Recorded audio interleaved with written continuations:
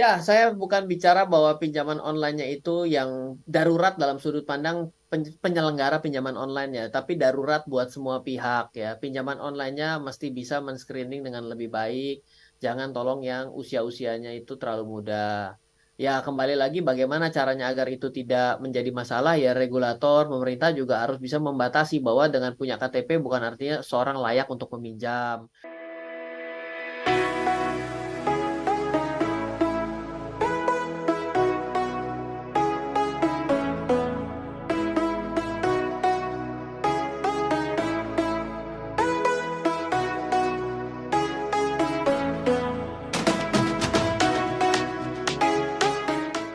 Selamat malam Mas Darius, selamat malam kepada seluruh smart listeners dimanapun Anda berada.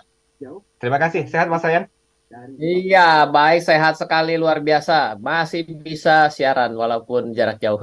Ah, ini rambut baru, kemeja baru, segala macam baru, kacamata baru. Astaga. Kalau rambut baru diterima, kalau baju Ah, baru, Alhamdulillah. masa iya sih? Ini baju lama.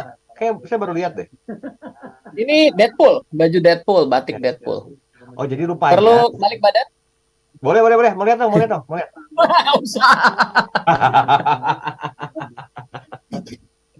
Oke, Mas Sayan, gimana nih tentang satu bentuk fakta terjadi? Kayaknya semakin banyak hal-hal yang membuat generasi muda kita tuh sulit untuk berkreasi ya, kemudian juga sulit untuk dapetin kerja. Kenapa fokus hari ini pun berhubungan dengan kasus-kasus yang kerap terjadi? Belum lama kasus pembunuhan mahasiswa gara-gara pinjol. Nah, Ya, ini kasus polusi juga belum selesai di Jabodetabek. Ada lagi kasus baru tentang apa namanya kredit yang membuat para pekerja atau calon rekrutmen itu susah mendapatkan pekerjaan. Boleh disikapi secara bijak dulu, Mas Sayan, di sesi pertama ini? ya, baik. Jadi kalau yang kemarin bicara mengenai cryptocurrency dan juga pinjol, sebenarnya masalah utamanya bukan dari pinjolnya, tapi dia kalah trading kripto lah ya. Jadi artinya titik beratnya lebih kepada kriptonya yang rugi, temannya yang untung. Jadi dia punya ngiri kepada teman-temannya gitu. Eh, Lalu kalau untuk yang kali ini, jadi ramai sekali di X atau di Twitter ya, dulunya namanya Twitter itu ada yang sharing bahwa ada 5 dari 5 pelamar kerja itu ternyata lima-limanya sudah lolos semua ujian Mm-mm. dan tes, tapi ada satu yang dia tidak lewat yaitu adalah punya kolektibilitas namanya kalau gagal bayar tuh kolek 5 di bank. Sebenarnya bukan bank saja, tapi LJK, Lembaga Jasa Keuangan yang terdaftar dan diawasi OJK. Mm-mm. Nah, sebenarnya ini menjadi satu screening baru boleh dibilang. Kalau Mm-mm. mungkin tidak baru kalau di lembaga jasa keuangan dia wajib ya. Tapi kalau misalnya dia di perusahaan biasa mungkin menjadi sesuatu standar yang baru karena em, karyawan itu kalau saat ini pinjam pinjam online itu kadang-kadang juga akhirnya kan menggunakan alamat kantor gitu. Ya. Akhirnya kalau sampai gagal bayar kan juga lumayan meresahkan kantor. Tiba-tiba ada yang datang tagih, ya, ada Mm. yang tanya-tanya selalu di depan, nanyain si A udah datang atau belum. Ini kan menjadi satu threat atau ancaman atau ketidaknyamanan. Jadi kantor menerapkan satu standar baru bahwa kalau dia ada status kolektibilitasnya kolek 5 atau macet, maka ini tidak akan diterima dan juga Mm. sebenarnya memberikan satu indikasi bahwa orang ini mungkin tidak pandai mengatur uang. Kalau dia ngatur uang dengan disiplin aja tidak bisa, berarti mengatur dirinya untuk bekerja juga mungkin disinyalir jadi nggak bisa juga. Ya, ya, Jadi ini adalah sesuatu hal baru dan saat ini ngutang semakin gampang. ya, ya, ya. Ya, jadi di sini poinnya adalah em, ini menarik ya, fenomena menarik tapi menyedihkan karena fresh graduate saja sudah tidak bisa ngelamar karena kolek dan jangan lupa ya kalau itu terjadi dan dilunasin sekalipun, maka Oke. untuk bisa bersih dari eh, namanya sekarang sudah bukan BI checking, tapi namanya adalah IDEPKU. Dulunya BI checking berubah jadi Slik. Slik itu ada di OJK. Ya Mm. betul, di OJK EPK. Lalu berubah menjadi IDEPKU dan tetap ada di OJK.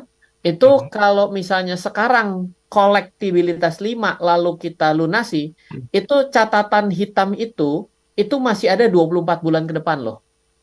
Oke, oke. Ya, jadi bisa nganggur 2 tahun loh, hati-hati. Mm.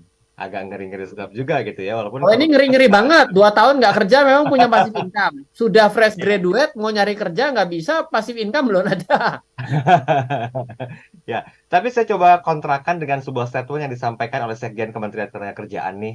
Beliau mengatakan sebetulnya BI checking itu nggak ada kaitannya dengan penerimaan karyawan atau rekrutmen pegawai. Itu bisa-bisanya institusi atau apa namanya tempat penerimaan kerja aja. Sedikit komentar dong Mas Sayan sebelum kita kontrakan malam hari ini. Iya, sebenarnya kalau mau dibilang nggak ada hubungannya bisa, tapi kan Hmm, begini ya, kenapa ada orang yang sebenarnya kalau baru mau fresh graduate yang diminta adalah ijazahnya, ya. hmm. Tapi ada juga orang yang sudah lama bekerja ijazah tidak terlalu diperlukan, Oke. ya. Tapi lebih kepada rekam jejak. Artinya sebenarnya karyawan itu berusaha mencari background historis. Hmm, Nah, background historis itu sekarang mungkin tidak terlalu relevan kalau kita ngelihatnya cuma hanya ijazah. oke. Kita mesti ngelihat sosial medianya. Ya, Hmm, kalau di sosial medianya ternyata dari pekerjaan yang lama hidupnya adalah suka ngejelekin bosnya di sosial media. hmm. Apa nggak jadi rusak nama perusahaan dengan integritas karyawan yang seperti itu? Betul, Ya betul. kan? Ya, masalahnya ya pertanyaannya apakah semua orang yang pernah membuat aturan juga ikut pernah bekerja? Itu jadi pertanyaan selanjutnya kalau kita mau bertanya. Nah, Hmm. ini menjadi sesuatu yang memang sifatnya praktis. Apakah dipersyaratkan untuk menulis sosial media? Ya silakan jawab sendiri juga. Kita nggak tahu nih apakah Indonesia semakin hari semakin darurat pinjol dalam tanda petik ya, sehingga banyak sekali kebijakan-kebijakan, aturan atau mungkin juga regulasi-regulasi baru yang timbul sebagai sebuah bentuk adaptasi dari perkembangan kemudahan untuk mendapatkan asupan dalam tanda petik uang untuk generasi yang saat ini. Mas, kita break sebentar ya Mas ya. Nanti kita sambung lagi di sesi berikutnya. Boleh mau nyisir-nyisir dulu juga boleh, mau cakepin rambutnya yang baru dipotong. Sudah tegang ini, nggak bisa disisir. Nanti kita balik lagi di sesi yang kedua. Sebuah tema Indonesia darurat pinjol. Kita akan coba minta klarifikasi sebetulnya dari Mas Ren Filbert, narasumber kita hari ini, Ya. tentang apa dan bagaimana yang mungkin perlu dilakukan ya. Apakah mungkin selama 2 tahun ini cukuplah untuk bisa memperbaiki keadaan, memperbaiki diri. Karena tadi Mas Ren mengatakan 24 bulan ya Mas Ren ya, untuk bisa apa tuh istilahnya menunda atau tidak boleh ada aktivitas yang berhubungan dengan melamar pekerjaan Mas Ren. Pan, jadi begini, kalau kita nanti cobalah luangkan waktu untuk Ah, melakukan pengajuan IDEPku itu atau pengajuan si BI checking itu. Jadi ya. kita sebagai masyarakat itu boleh loh untuk secara mandiri mengecek bagaimana kredibilitas kita terkait dengan kredit yang terdaftar di OJK.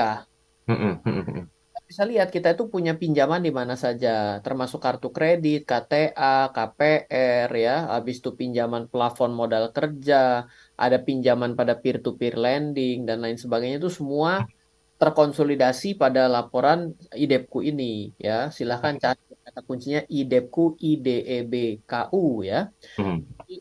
Bisa buy online or datang langsung ke Bank Indonesia yang ada di seberang Monas itu. Nanti tapi perginya yang ke kantornya OJK itu kalau tidak salah di lantai 2. Nah, nanti setelah itu kita bisa lihat kalau ternyata kita tuh di atas tuh ada scoreboardnya yang bentuknya terdiri dari 24 kotak. Ini hanya ilustrasi ya. Kalau ternyata Slick Ya. dan itu sudah bergeser karena saya juga kadang pakai Pevindo. Jadi ketika di atas nanti kotak itu akan berisi kita punya kolektibilitas. Nah, kolek itu ada 1 sampai 5. Satu berarti lancar ya. Lancar itu berarti ya kreditnya selalu dibayar tepat waktu. Mulai ada perlambatan dia mulai naik ke 2, 3, 4 ya. 5 itu berarti macet total. Udah di atas 6 bulan ya. Ketika Oke. nanti dia macet berarti bank-bank lain, pinjol-pinjol lain ngelihat pasti takut. Kenapa? Karena dianggap ya macet di tempat lain, takutnya di sini macet juga. Oke. Ya, Ya. hmm. Ternyata kita lunasin nih bulan ini nih. Kita udah tidak mampu bayar ya. Selama 6 bulan terakhir kan kita udah mulai nggak bisa bayar tuh ya. Kita tiba-tiba bulan ke-10 lunasin. Tang kita lunasin. Berarti hilang tuh. Tidak ada lagi Oh. kolektivitasnya karena udah menjadi lancar lagi kan. Tapi catatan kita tuh yang di bulan ke-10 itu akan terus ada sampai 24 bulan ke depan. Kan waktu sekarang bulan 10, pindah ke bulan 11, berarti Jelas. data bulan ke-10 ada di bulan pertama dong. Betul, betul. Begitu dia 12, dia masih ada 2 bulan mundur. Bulan Ah, ah, ah. satu dia balik lagi mundur mundur jadi 3. Sampai mundur terus sampai 24 baru hilang tuh catatan kita baru putih lagi. Mm-mm, mm-mm, Berarti selama nempel di sana, orang bisa lihat, oh kamu tuh pernah nggak bayar toh, macet total. mhm, mhm, Karena selama 24 bulan itu selama kita mau pinjam, mau ngelamar, kita bisa mhm. kelihatan di situ. Oh, kamu tuh pernah nggak bisa bayar ya? Oh iya, saya lagi kesulitan keuangan. Ya, apapun itu selalu dianggap ancaman buat yang minjem duit, buat Ah, yang mau mempekerjakan. Karena mhm, bagaimanapun juga Nilas Titik kan rusak susunya satu truk tuh. mhm. Sebelah enggak? Oh, sebelah enggak? Oh ya, saya kira satu Oh, truk. kebanyakan uang satu truk. Jadi itu yang terjadi di situ. Jadi kalau misalnya kita mau ngecek sendiri bisa, Hah? atau ya coba silakan kalau minjam duit nanti tiba-tiba oh sorry ya ditolak alasannya apa? Ada masalah dengan credit scoringnya. Oh berarti bisa jadi jangan-jangan juga ada saja yang kejadian kayak kejadian satu desa itu semuanya Ya. Mhm, mhm. minjem duit padahal nggak pernah. Betul, betul. Nah, Ya, ya. itu adalah kejadian yang sifatnya fraud tuh, tapi menyalahgunakan data orang lain sehingga orang tanpa sadar jadi kredit macet kan bisa jadi. Mhm, mhm, mhm, mhm. Jadi ada dua sisi di sini. Hmm, Macet karena kita atau kena macet karena fraud. Ya, kalau kena macet karena fraud sesegera mungkin langsung lapor, bikin surat sanggah. hmm, Gitu. mhm. Saya nggak pernah pinjam loh di tempat kamu. Kenapa kamu bisa punya data saya? Buktikan bahwa saya pernah meminjam di tempat kamu. Oke, baik, baik. Baik, Ya. gini Mas Ren, saya masih penasaran sebetulnya hubungan yang erat antara para teman-teman fresh graduate ini yang memang mereka tuh secara finansial kan belum terlalu matang dan juga belum menguasai tentang keuangan ya. Kita pernah bahas itu ya Mas Ren ya. Nah, tapi tiba-tiba timbullah sebuah apa ya, keputusan sebuah hal yang disepakati bersama dari perusahaan untuk berani menolak orang-orang yang bermasalah dengan keuangannya karena memang pernah berkasus dengan pinjaman online misalnya. Nah, ini apakah sifatnya hanya sementara saja, mengingat kemampuan bayar orang itu berbeda-beda saat mereka belum punya income, atau memang ini akan menjadi sebuah hal yang senantiasa akan terus ada gitu loh, mengingat semakin maraknya pinjaman online yang beredar di Indonesia lah, khususnya saat ini kita bahasnya. Ya, saya ambil dua sudut pandang. Yang pertama dari sudut pandang perusahaan. Sebenarnya eh apa ya namanya tuh pencurian ya, lalu Mm, penggelapan itu datangnya itu dari kondisi orang butuh uang. betul. Orang curi itu karena ada kebutuhan tertentu. Mm-mm, mm-mm. Dengan orang itu punya masalah keuangan, berarti kan menjadi tambah satu evidence atau satu probabilitas bahwa orang itu memang punya alasan melakukan tindakan yang negatif. Mm, Contoh sederhana deh, saya ini ternyata kolektibilitasnya 5 gitu ya, saya bermasalah. Saya mm-mm, diterima kerja, saya tiba-tiba dikejar oleh debt collector, mm-mm, ya kan? Saya takut. mm-mm, Tiba-tiba bos saya itu titipin uang untuk disetor. mm-mm, Saya jadi dilema dong, aduh kok uangnya bisa pas banget ya? Saya ngutang 10 juta lagi dikejar debt collector, saya dititipin bos saya. Wah, jangan-jangan ini adalah jawabannya nih, saya harus pakai duitnya dulu. Coba bayangkan. Iya, jadi masalah tuh, bener nggak? ah, ah, Ya, jadi itu adalah sesuatu yang pasti ditakutkan oleh perusahaan. Karena apa? Perut lapar itu bisa membuat orang menjadi jahat loh. ya, Iya, betul. jadi ada satu sudut pandang begitu. Lalu yang kedua ya, berbicara mengenai masalah masih fresh graduate itu bisa meminjam. Nah, ini menjadi catatan seperti yang kita pernah bahas lalu, Mas Daril. Emang benar bahwa orang sudah punya KTP itu dianggap dewasa. Mhm, mhm. Ya kan, Betul. kalau nggak salah aja menikah itu untuk laki-laki itu 19 tahun. Mhm, Kalau wanita, saya lupa ya, 15 tahun diperbolehkan, tapi harus diberikan izin dari wali. Kalau saya tidak salah begitu bunyinya. mhm, mhm. Tapi kan bentuk kedewasaan dan kesiapan seseorang untuk menikah juga bukan dari Tidak yang memandang namanya umur. sama harusnya.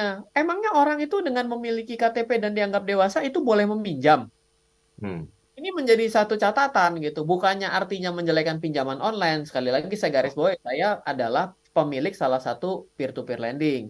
Oke. Biru lah. Jadi artinya kalau saya ngomong kayak begini, saya juga berarti bilang, oh kamu berarti ikut berandil. Oh, sorry dulu, ntar dulu. Hmm. saya tidak pernah memberikan instruksi kepada perusahaan saya untuk memberikan jembatan terhadap hal seperti ini. Kita punya Oke. goals berbeda. Tapi kan setiap perusahaan punya cara yang berbeda dalam berbisnis dong. Kalau 100 perusahaan yang ada hari ini peer-to-peer lending, 100-100-nya bisnisnya sama, nggak bakal dikasih izin sama OJK juga.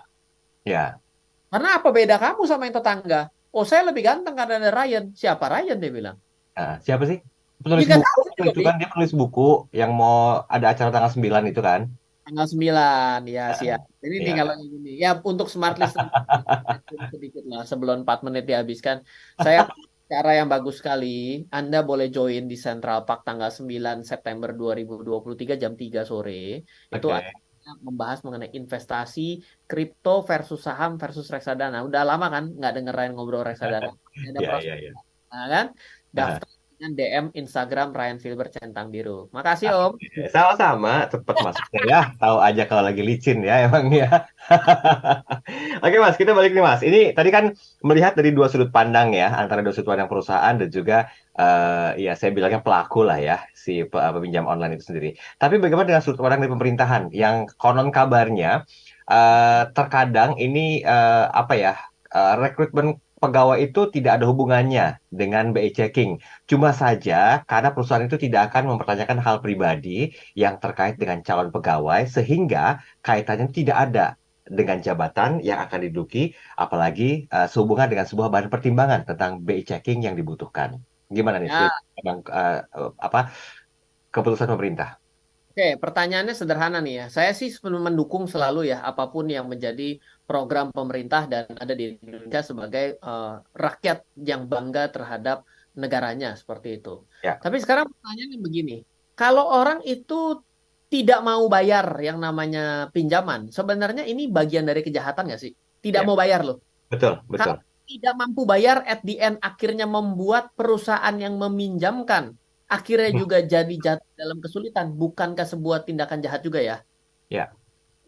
Oke, baik. Sekarang saya tanya, tahu nggak sih bahwa kalau kita itu harus membuat suatu surat kelakuan dan kecakapan ya, SKCK namanya. KCK. Ya, apakah ketika kita melamar pekerjaan SKCK menjadi salah satu persyaratan? Iya loh. Ya. Oke, nah sekarang saya nggak tahu nih, apakah SKCK itu menjadi persyaratan juga kalau dalam dalam rekrutmen yang dipersyaratkan oleh negara? Saya nggak tahu. Saya Hmm. nggak baca nih. Jadi saya dengan segala kerendahan hati. Tapi terakhir saja saya ngelamar jadi anggota Dewan Komisioner OJK, saya diminta untuk SKCK loh. Hmm. Relevansinya apa? Loh iya, pengen tahu kamu ini pernah berbuat tindakan kejahatan atau tidak. Hmm, hmm, hmm, hmm. Sekarang orang nggak mau bayar berarti kan kejahatan finansial, ayo. Betul. Ah, berarti persyaratan. Apa nyambungnya sama jabatannya? Emang Ryan dengan cara melamar menjadi anggota Dewan Komisioner, Hmm. kompetensi Ryan mengenai cryptocurrency dibuktikan dengan SKCK? Nggak ada Enggak. hubungannya. Hmm. Betul dong. Jadi sebenarnya kita ini kan sebenarnya nggak bisa tahu banget orang yang mau direkrut. Kita kan harus cari sebanyak-banyaknya informasi agar kita bisa merekrut orang dengan orang yang tepat dan ditaruh di tempat yang tepat kan. Ya. Tapi kembali lagi, attitude itu penting. Hmm. Sikap, sifat itu penting. Sekarang begini, emangnya kenapa saat ini banyakkan perekrutan itu harus meminta data sosial media? Hmm. Karena dengan melihat sosial medianya, kita bisa melihat bagaimana caranya dia itu bekerja. Hmm. Setiap hari dia bikin story selalu lari-lari telat menuju kantor. Kira-kira besok kalau kerja di tempat kita akan lari-lari telat menuju kantor nggak? Ya, ya, ya, ya. Saya bener loh, ada loh. Saya kan ada ya rekrutmen dari tempat saya. Saya baca gini ya. Mana Instagramnya? Saya lihat story. Capek banget ya. Oh, dan saya lihat gitu ya. Beberapa kali dia punya tulisan. Loh ini mah emang hobi telat loh. Saya bilang.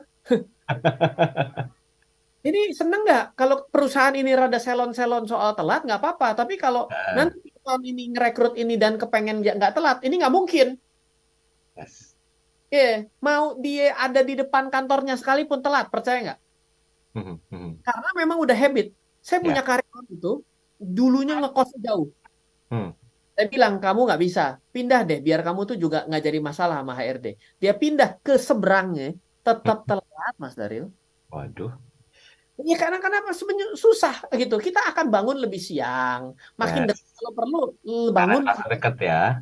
Iya gitu. Jadi Tapi malam hari ini kita jangan telat untuk break nih, Mas oh Ray. iya biasa ini Iya, karena tadi saya dimarahin sama dari 9 operator. September nggak boleh gitu ya. Nanti aja.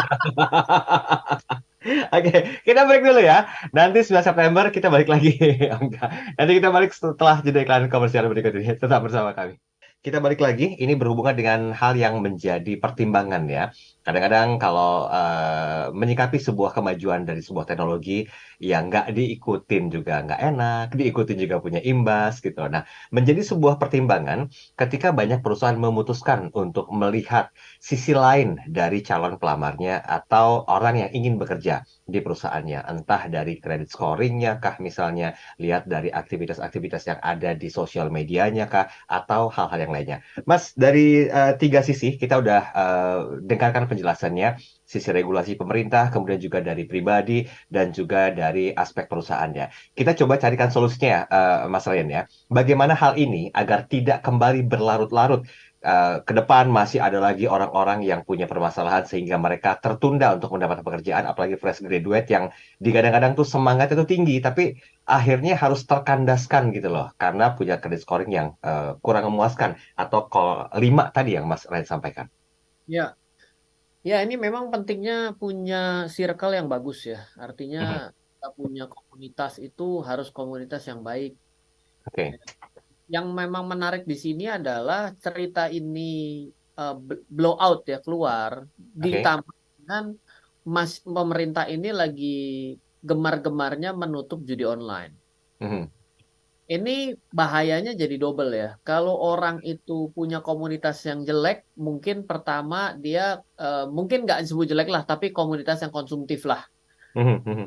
Itu yang menjadi masalah tuh. Artinya ketika dia ngelihat temennya ganti tas baru, ya, Mhm. ya tasnya kan zaman sekarang lucu tuh ya, tas cewek tapi ada pitanya, pakai serbet lah, ambilnya serbet belakang dijiret aja harganya nggak perlu jutaan gitu kan. Nggak punya uangnya nggak cukup ya kan.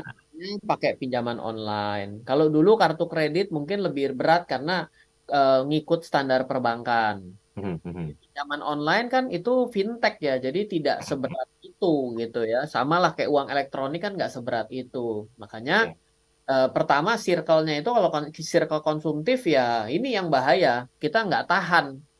Karena kita nanti dibilang ah, kita miskin lah, nggak punya Mhm. duit lah. Padahal sih sebenarnya dengan membeli tas itu pakai pinjaman online bukan berarti jadi orang kaya juga, bener nggak? Betul, setuju. Mana mindsetnya rusak gitu. Ya. Miskin kelihatannya kaya, padahal miskinnya parah, bahkan minus. Ya kan kalau utang belum dibayar kan masih minus sebenarnya, bener Ah, nggak? ah, ah. Oke. Lalu circle yang lebih kacau lagi itu adalah circle yang ini sifatnya ngajakinnya itu spekulasi Mhm. gitu Mhm. ya. Karena untuk spekulasi hari ini tuh menjelma menjadi berbagai macam ya. Orang Mhm. kalau misalnya yang namanya bola dianggap judi bola biasa. Tapi kemarin-kemarin yang ramai itu namanya lah financial betting. Financial betting itu adalah nebak arah pergerakan harga saham, nebak arah pergerakan Bitcoin. Nah ini Mhm. mau Oke. bentuknya namanya financial betting. Mhm. Lah, terus nggak punya uang, ngelihat temennya katanya untung, ya kan? Tiba-tiba dia beli mobil lah ya. Nah, ini nanti jadi masalah gitu. Jadi di sini kita jadi ikut-ikutan pinjol. Mhm. Udah Mhm. pinjol judi pula ya, udah berat hidupnya, double, tambah susah, ya kan? Nah, yang lebih repot lagi kalau menurut saya gitu ya. Ketika kita yang namanya pinjol gitu, yang paling saya khawatirkan sebenarnya yang tadi adalah udah kita bukan buat kita, tapi ternyata kita terlalu banyak bantuin orang. Mhm. Oh, yang minjemin, saya nggak bisa pakai nih, saya pakai nama kamu ya nanti saya kembaliin. Wah itu rusaknya, ikut minjem Ah, kagak, buat baik katanya, tapi ya, ditinggal ya, temennya. ya. Belum Ya. lagi tuh, Ah, ah.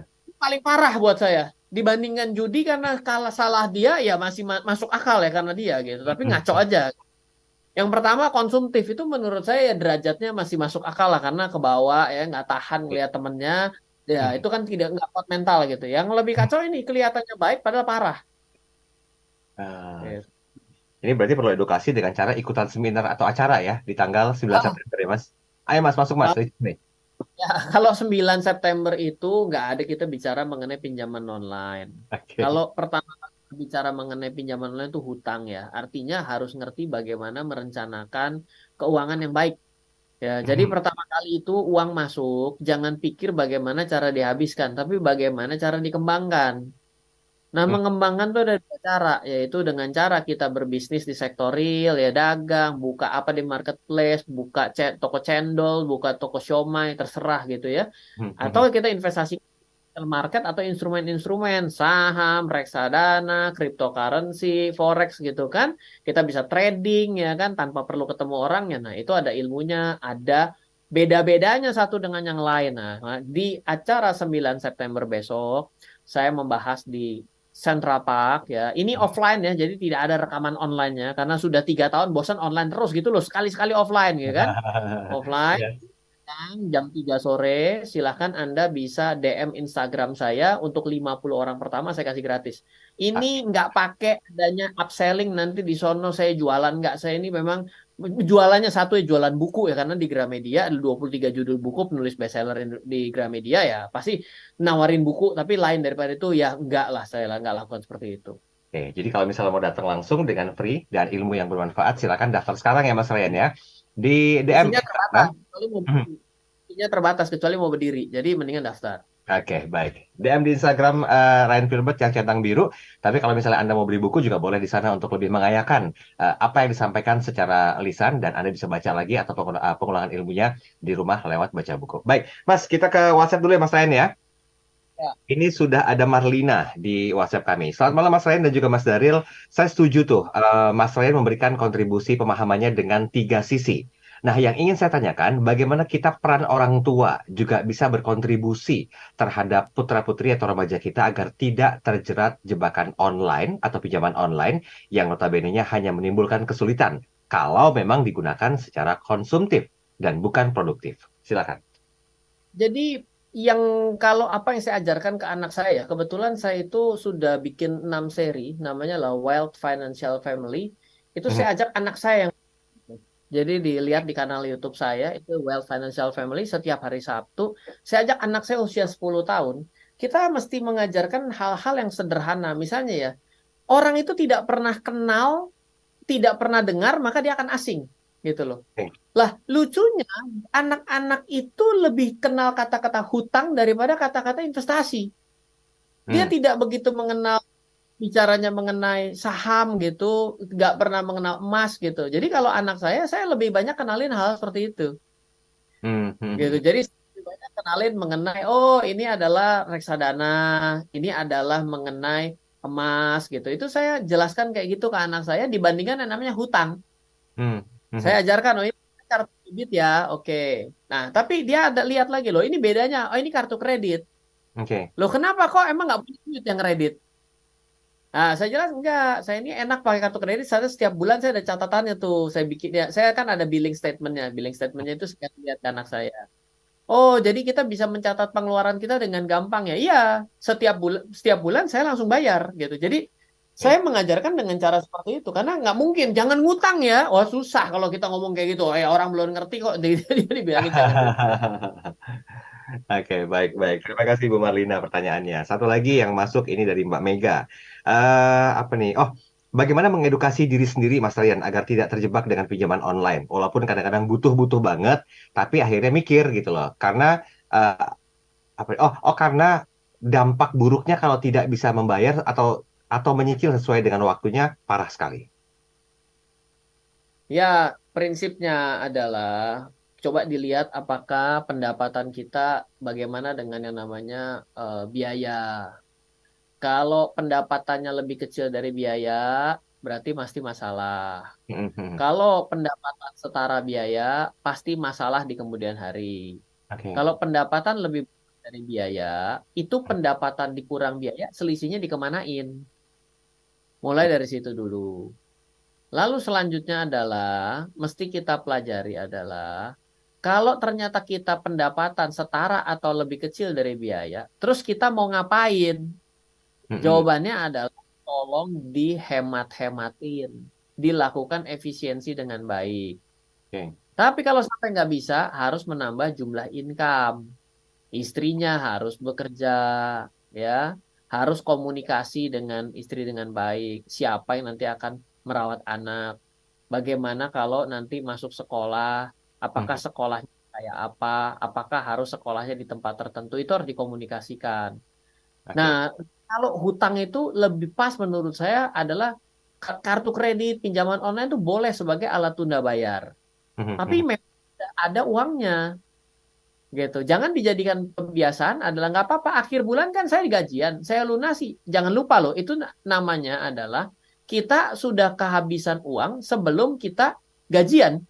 Ya. Nah, itu bahaya. Karena apa? Kalau itu terus-menerus satu titik akan jadi lebih parah karena jadi kalah waktu ya. Mhm, mhm. Jadi beda konsepnya itu dengan yang namanya nggak apa-apa. Saya kan hari ini pakai pinjol, saya pakai kartu kredit, akhir bulan toh saya punya uang. Lah itu berarti posisinya bukan alat tunda bayar dan kita tahu mesti kemana. Tapi itu kita sudah habiskan uangnya sebelum uangnya datang. Mhm, mhm, mhm. Jadi kita mesti hati-hati dalam menyikapi hal tersebut. Oke, baik. Kita break dulu, Mas. Nanti kita sambung lagi di sesi terakhir. Sebenarnya saya bersabar untuk Ya. Anda yang sudah kirimkan pertanyaan. Nanti kita akan coba bahas lebih detail di sesi yang terakhir. Tetap bersama kami. Dan kembali kami ingatkan untuk Anda, walaupun waktunya memang masih cukup panjang, tapi nggak ada salahnya juga kalau Anda memulai registrasi sekarang.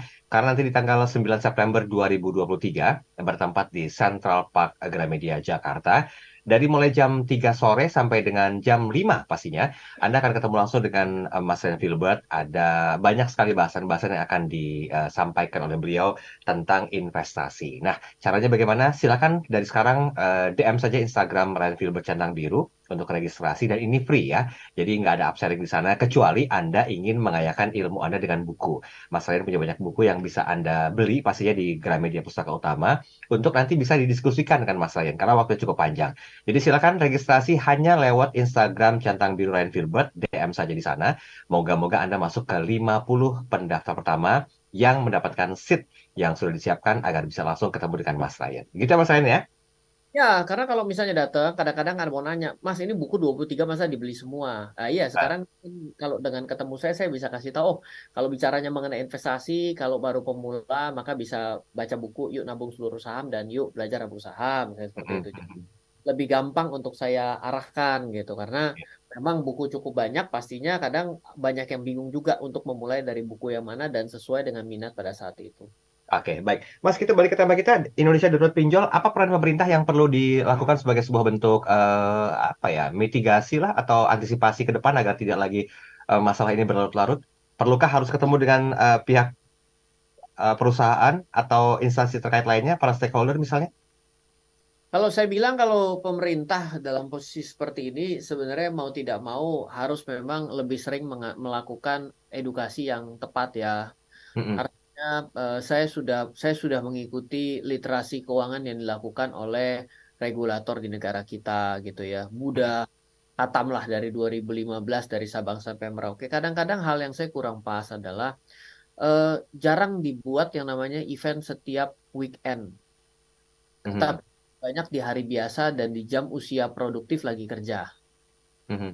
Ini harus segera diperbaiki. Bila kalau seperti itu terus, maka yang terjadi adalah edukasinya mungkin kurang tepat sasaran.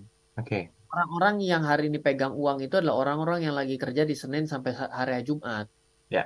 Dan dia bikin acara jam 2, jam 10 pagi. Itu orang nggak datang. Lah kalau memang mau bikin acara tuh Sabtu ya hari Minggu, saya tahu pengorbanannya adalah jadi lembur ya kan, Mhm. Mhm. keluar daripada job desk. Tapi kalau memang niatnya literasi ya memang begitu bentuknya. Itu sudah saya berikan masukan berkali-kali dan itu jangan-jangan selama saya bikin mungkin baru dari karena event yang saya adakan gitu ya. Jadi baru Mhm. Sabtu Minggu itu pun beberapa kali hanya ada acara di mall itu baru satu tahun satu kali. Saya rasa hal itu kurang. Harusnya setiap setiap literasi harus bisa melibatkan orang usia produktif yang tepat sasaran. Karena targeting literasinya yang memang perlu diperhatikan menurut saya itu. Oke, baik, baik. Pak Burhan menanyakan begini, perlukah dari sisi perusahaan itu menerapkan kebijakan yang bisa diatur secara seimbang antara penerima pekerjaan dan juga pemberi pekerjaan? Ya, bagaimanapun juga perusahaan itu kan mempekerjakan dan bayar ya. Artinya dia itu Hmm. menggaji.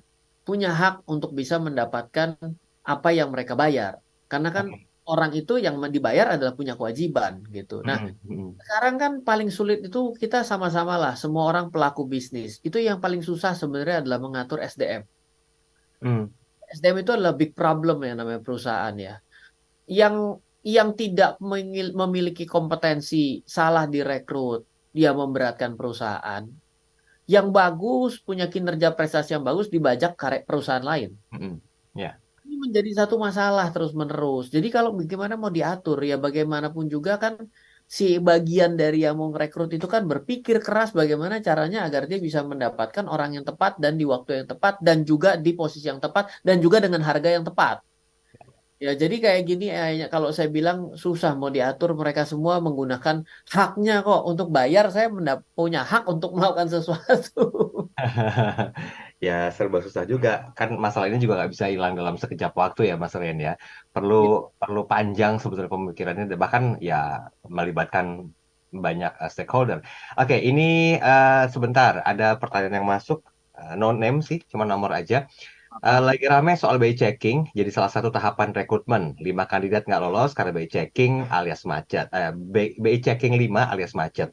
Nah bagaimana caranya apa nih bagaimana caranya kita membentuk sebuah kesadaran pribadi Mas paling tidak tidak ikut-ikutan atau FOMO agar hal ini tidak terjadi kepada salah satu anggota keluarga kita bahkan syukur-syukur tidak terjadi pada seluruh anggota keluarga kita.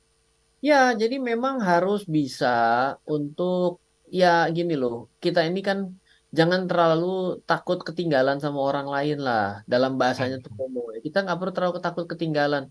Rezeki manusia itu kan sudah diatur, tidak akan tertukar ya. Jadi Mhm. kita harus sadar bahwa akan ada waktunya bagi orang yang memang berusaha dengan baik. Ada Mhm. memang kok kenapa ya saya udah setengah mati kok saya nggak bisa. Berarti kita harus berpikir apa ya yang salah sama saya. Wah, wisdom banget nih hari ini nih. Loh, ini enggak loh, gini loh. Kayak Ini saya tergantung ke mejanya nih kayaknya nih. juga. Kan saya kan kemarin diledekin teman saya. Masa lu kalah sama influencer baru? Sorry, gue bukan influencer. Hmm. Loh, saya udah membuat posisi gitu Hmm. loh. Oh, kalau mereka kayak begitu, sorry, nggak kayak gitu caranya, bos. Saya bilang, ini adalah mau literasi, ini mau ngedukasi. Bukan artinya saya bisa dengan gampang, oh nih loh, kamu mau lihat nggak trading saya ini tanpa loss dalam waktu 20 bulan berturut-turut. Bisa saja. Ini loh, saya punya injeksi uang ini paling kecil saya tembak 1.500.000 US dollar. Lah, tapi ya cara kayak gitu tuh bukan cara yang baik. Kenapa? Orang akan lihat cara kayak gitu sehingga pengen mengejar. Akhirnya sudah tidak lagi berbicara mengenai strategi, tidak berbicara mengenai money management yang baik, tidak berbicara mengenai risiko yang dikejar adalah gue kepengen 1.500.000 US dollar. Gimana caranya ya bisa seperti itu? Wah, Hmm. buru-buru pinjaman online. Hmm. Buka ke 100 perusahaan pinjol. Wah, saya kayaknya punya sama-sama 1.500.000. Bukan, itu bukan duitmu, itu duit utang. Lupa bahwa yang satu itu ada di kolomnya di neraca di sebelah kiri, dia di sebelah kanan neracanya gitu. Nah, itu yang memang kita harus bisa untuk berada di komunitas yang baik. Oke. Memang artinya gini, ketika kita coba kalau kita itu tidak bisa maju-maju, maka yang harus diganti itu adalah lingkarannya, circle-nya. Itu Hmm. benar. Saya pernah pertama kali dengar itu kan dari Robert Kiyosaki. Hmm. Lalu Hmm. bawa bahasa Indonesia ketemunya Pak Tung. Hmm. Kita benar kok, kita punya 5 ya. Coba nanti di rata-rata 5 orang terdekat itu adalah rata-rata pendapatan Anda. Jadi kalau nanti Anda mau naik level, gampang aja. Ya berarti kan satu mungkin istri, nggak bisa diganti dong, ya kan? Hmm. 4 lagi masih bisa diganti nih. Hmm. Kalau Anda lihat aja gampang ya. Sekarang kita buka tempat handphone atau box kartu nama udah nggak relevan. Tapi begitu lihat isinya banyakkan junior, junior atau direktur utama, CEO, owner, majority shareholder ya. Itu berarti udah adalah levelnya bentar lagi dikerek naik. Hmm. Gitu. Jadi memang circle itu penting membuat cara berpikir kita berbeda. Itu juga seperti yang dikatakan Elon Musk. Kalau Ya. Anda duduk berkumpul tapi gimana cara ngomongin untuk makan sekarang, tinggalin. Tapi kalau bagaimana caranya berbicara bisnis, kripto, saham, derivatif, strategi, ya ini berarti tempat yang tepat gitu. Oke. Baik, baik. Ini banyak bahasan yang kita sudah lalui bersama ya Mas Rian ya di 1 jam ini ya. Tapi bagi Anda yang mungkin ingin tahu lebih jauh tentang Indonesia dan Road Pinjol, silakan Anda bisa coba putar ulang tayangan ini karena banyak wisdom dan juga insight bagus yang disampaikan Mas Rian. Termasuk kesempatan Anda untuk ikut di tanggal 9 September nanti. Jangan lupa daftar sekarang karena hanya untuk 50 pendaftar pertama yang free. Bisa langsung ketemu dengan Mas Rian, ngobrol, tanya-tanya tentang instrumen investasi, kira-kira yang cocok untuk Anda apa di tanggal 9 September jam 3 sore di Ya, Central Park Gramedia, Jakarta. Di jangan Gramedia lupa. Central Park maksud kami. Gramedia Central Park sekarang rada kecil, sempit. Nanti kalau 50 nggak cukup berdiri di belakang nggak kedengeran. Oh, saya di mana posisi Jantar? Oh, kamu kan di pangku, Om. DM langsung Instagram Centang Biru and Filbert dan kita harus mengakhiri. Mas, konklusinya Mas singkat saja 1 menit Mas. Ya, saya bukan bicara bahwa pinjaman online-nya itu yang darurat dalam sudut pandang penyelenggara pinjaman online ya, tapi darurat buat semua pihak ya. Pinjaman online-nya mesti bisa men-screening dengan lebih baik. Jangan tolong yang usia-usianya itu terlalu muda.